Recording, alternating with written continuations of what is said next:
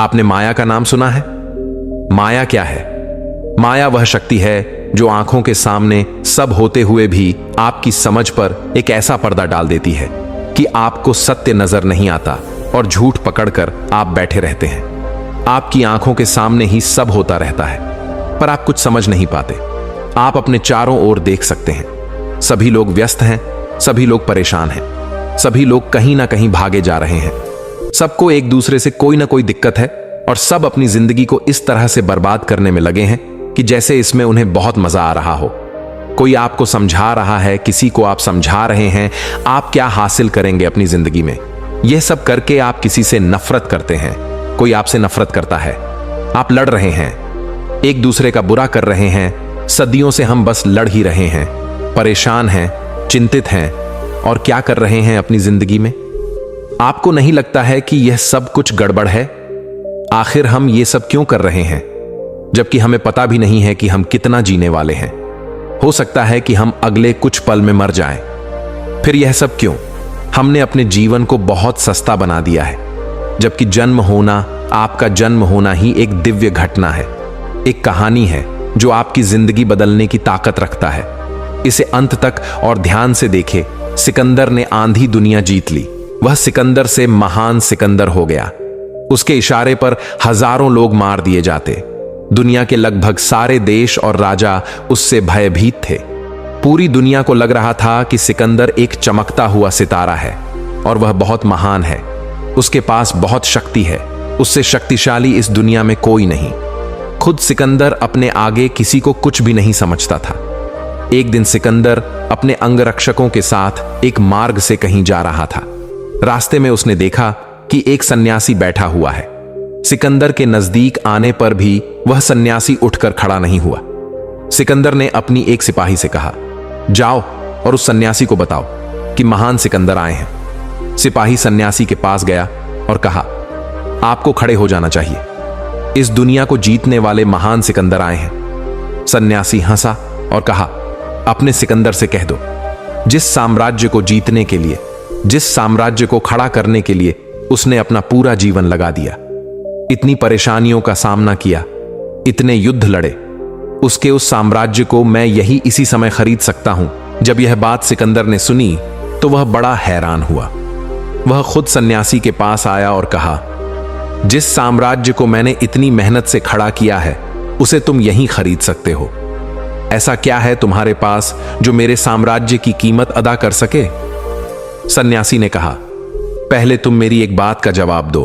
अगर तुम किसी मरुस्थल में फंस गए हो, खो गए हो और तुम्हें बहुत प्यास लग रही हो और आसपास पानी का नामो निशान ना हो और तुम्हारे प्राण तुम्हारे गले में अटक रहे हो, सिर्फ एक गिलास पानी ही तुम्हें बचा सकता हो और मैं तुम्हें वहां मिलूं और मैं तुमसे कहूं कि इस एक गिलास पानी के बदले तुम मुझे क्या दे सकते हो, तब तुम क्या दोगे? सिकंदर ने कहा, मैं आपको एक राज्य का राजा बना दूंगा। सन्यासी ने कहा, मैं इतने सस्ते में वह पानी का गिलास तुम्हें नहीं दे सकता। अगर तुमने सही कीमत नहीं लगाई तो मैं वहां से चला जाऊंगा और तुम प्यास से मर जाओगे। सोच समझकर कीमत लगाओ। क्या तुम खरीद सकते हो मुझसे वह एक गिलास पानी? सिकंदर ने कहा, मैं तुम्हें अपना आधा साम्राज्य दे दूंगा। सन्यासी ने कहा, इतना सस्ता नहीं, मैं इतने सस्ते में तुम्हें वह पानी का गिलास नहीं दूंगा। सोच समझकर कीमत लगाओ, नहीं तो मैं वहां से चला जाऊंगा। क्या तुम्हारी जान की कीमत तुम्हारा राधा साम्राज्य ही है? सिकंदर ने कहा, तो फिर ठीक है, बात अगर मेरे जीवन की ही है तो मैं अपना पूरा साम्राज्य तुम्हें दे दूंगा। सन्यासी ने कहा, इतना सस्ता नहीं, अगर देर की तो तुम उस मरुस्थल में मर जाओगे, तुम्हारे प्राण उखड़ जाएंगे। बताओ क्या दे सकते हो?